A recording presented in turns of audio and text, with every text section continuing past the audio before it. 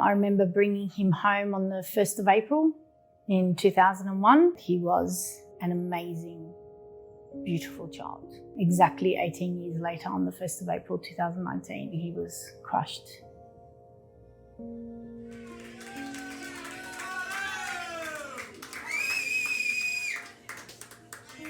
The day he finished year 10 was pretty much the day he started work within construction. I was working as a coffee lady at the time on this site, and I'd asked the form work company to see whether they would give him a trial. And they said, yeah, bring him along. So I did. And I remember the day he finished year 10, I came home and I said, tomorrow morning, you're coming to work with me. From day one, when I took him on site, absolutely loved it. A lot of the times when he'd have his break, he'd come down to the coffee van, he'd pick up his lunch and would just hang around with me. I'm so glad that I got to spend the last year and a half of my son's life every single day with him, because we'd go to work together and we'd come home together every day. Christopher was my middle son, and he has an older brother who's now 24. The youngest is now 20, and Christopher was the glue. He was the glue between the two. Christopher was very patient, able to get along with anybody.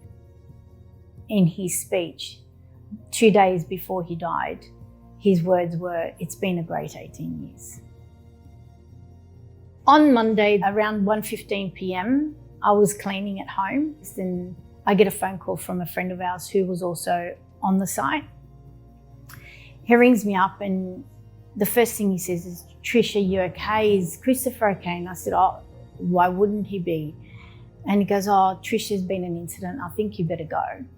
So I literally got into my car and I sped away, trying to convince myself at the same time that I'm sitting in my car, that everything's okay, because otherwise his bosses would have called me.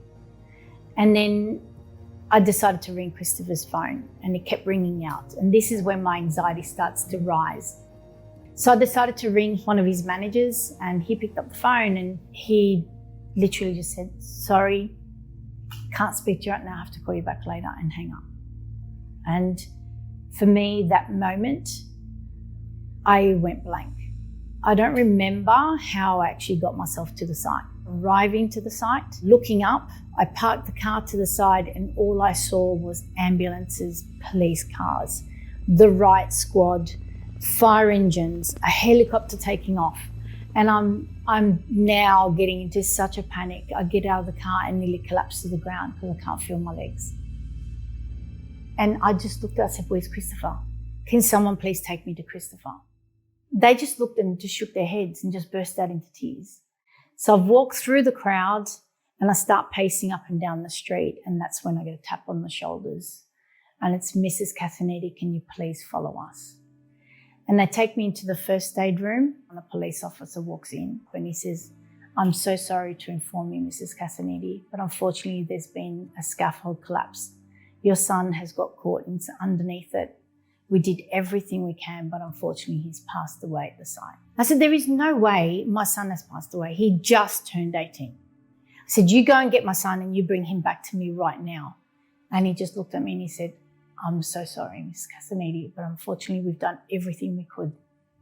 He has passed away." And that day changed my whole life, so drastic that it will never be the same.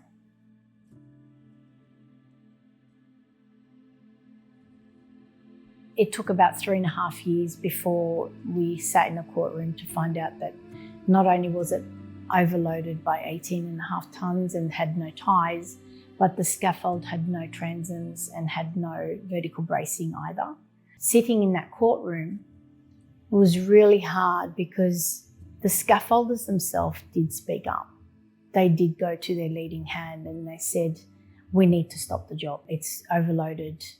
And unfortunately, it looks like it's not going to hold." The leading hand at that time had that she'll be right moment and thought that everything was going to be fine when it wasn't.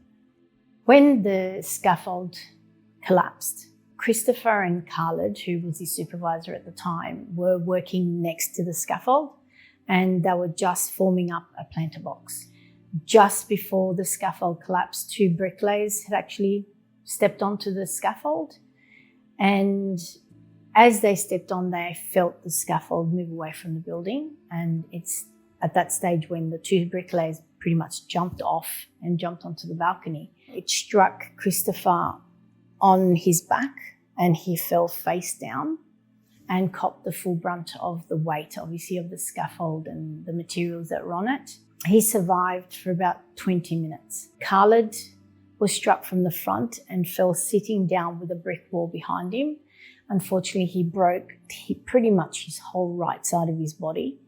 His right arm ended up behind him, and with his left hand, he held Christopher's hand for the 20 minutes that he was alive. Khalid said that it's not just the pain of going through every single day, but it's the mental screams of my son screaming out for me in that 20 minutes that he was alive. Touch by Christopher was created in July 2019. Rob and I were so overwhelmed by so many people coming to our house, dropping off food and groceries, that I said to my husband, I said, we have to give back. And I said, not everybody gets this kind of help when someone dies. And so we started the Touch by Christopher. Now we raise money to help other families who've lost a loved one at work by providing them with 3 months worth of groceries or the value of. And then we add another additional $1,500 to go towards the bills that they may have outstanding, because the majority of the time, it's usually the breadwinner who dies.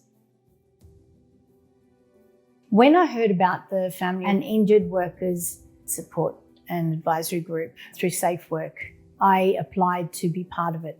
I wanted to join a group because it's hard to do things on your own. We are a very powerful group that has connected in a very personal way. And together we're able to advise Safe Work on better ways to manage when these incidents do happen.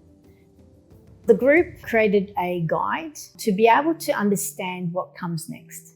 What our guides are about is that personal touch about what you're going to feel. What is next? What should you expect? Because when someone dies at work, you're in this state of shock that you're not prepared for it. No one is. And then you sort of like think, well, what happens next? The process is going to take a long time. My mission in life is to be able to get in front of as many workers as I can, to be able to share my story and to be able to shift that mindset when it comes to unsafe work practices. If something happens to them, if they die or get injured, they get replaced. But as a worker, that replacement does not happen at home, because no family can ever replace you when you die at work.